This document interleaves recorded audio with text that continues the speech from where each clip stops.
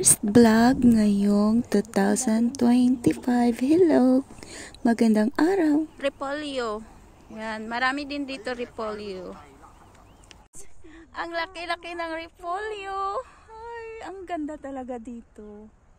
Iba't ibang klaseng gulay at mga bulaklak. This video taken January 1, 2025. Happy New Year! Ang dami-dami ng mga litos nila, iba't ibang klase. Ayan, sa likod ko. Hanggang doon. Yon. Yan. Marami din silang papaya dito. Parang nasa Pilipinas na kami ngayon. Yan. Probinsyang probinsya ang dating. Pumunta nga pala kami nito sa Long Valley Nature Park. Krok! May iba ng krok! Ano ba nga yung tawag sa atin? Ang ganda talaga ng lugar na ito. Ang lapad-lapad. Parang nasa probinsya ka ng Pilipinas. Ito ay sa Long Valley Nature Park dito sa Hong Kong.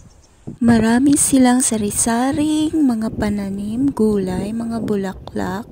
Tapos mayroon din silang rice farm, guys. Talagang relaxing ang lugar na ito. Aya! Ito nga pala ay matatagpuan sa Xinzhou New Territory, Hong Kong. Yan niya ako ng kamatis. Ang lalaki ng talong. Bilog na bilog. Ayan o, dami niya. Andun pa. Oh, daming bunga. Sabi nga nila, life is short, refresh, enjoy, wag puro trabaho. Kaya ayan, do whatever make you happy. Ang talong, oh, haba niya. Yan. Oh, dami. Hanggang doon sa dulo.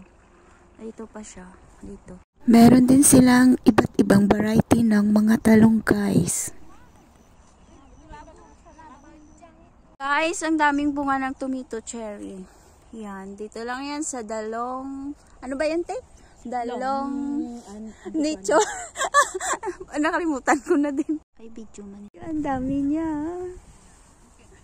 O, namimitas doon si Kuya. Yan, hanggang sa dulo. Nag-harvest siya. Daming bunga. Ng farm. Hacienda. Yan, kamatis lang yan. Tomato. Ka-harvest lang ng palayan ni ate, guys. Everyone, ayan, lawak taga hanggang pa doon. harvest na ng aking palayan. Nandito kami ngayon sa aming farm. Ayun, ang ibon. Ay. Palay nga. Ang lapad din ng kangkungan dito sa aking hacienda. Charot. Guys, ang palayan ko, oh, pa-harvest ko na sana. Kaya lang, wala naman na akong makuha na failure. Charot lang. Paya. Yung pakiramdam ba na parang nasa probinsya ka ninyo, sobrang napaka-presko ng hangin, napaka-refreshing, relaxing, sobrang ang sarap talaga sa pakiramdam. Feeling mo na sa Pilipinas ka na kahit malayo ka. And ayan, marami ding sari-saring bulaklak, ang gaganda niya. Hindi nga pala namin naubos libutin, guys. 37 hectares kasi.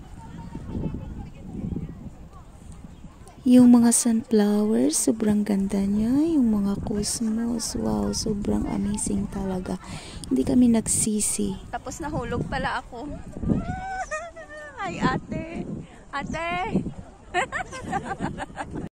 Sobrang worth it talaga ng gala namin na ito. Guys, may broccoli, talong. Tapos ayan siya, oh, parang mansanilya na bulaklak. Tapos may puti doon na bulaklak, hindi ko alam ano yun. Ang ganda ng puting bulaklak na nasa likod ko. Mayroon din silang mga litos, iba't ibang klaseng litos, guys. Ayan mo, parang ano na hindi nila hinarvest. Radish. Tapos ayan, guys, yan, pa-cute-cute muna tayo sa mga bulaklak. Kaya nga. Pagkatapos may marami din dyan mga ibon, may tulabong din doon. Na akala ko doon lang sa Pilipinas nakikita at yung ilog, iyan. Parang nasa Pinas na din, may mga kawayan din dyan, maraming isda guys. Parang nasa Pilipinas na tayo nito. Napaka-relaxing. Tapos ayan, may pa-model-model pa tayo kunwari. Ay, ang saya-saya talaga guys. Ngayon sa kamatisan ni Tatay Tutong. Ayan, kamatis. Tingnan niyo yan, kamatis. Ang dami ng kamatis. Sino bang gustong bumili dyan? Kamatis kayo. Ang lapad ng kamatisan. Nandoon pa sa likod.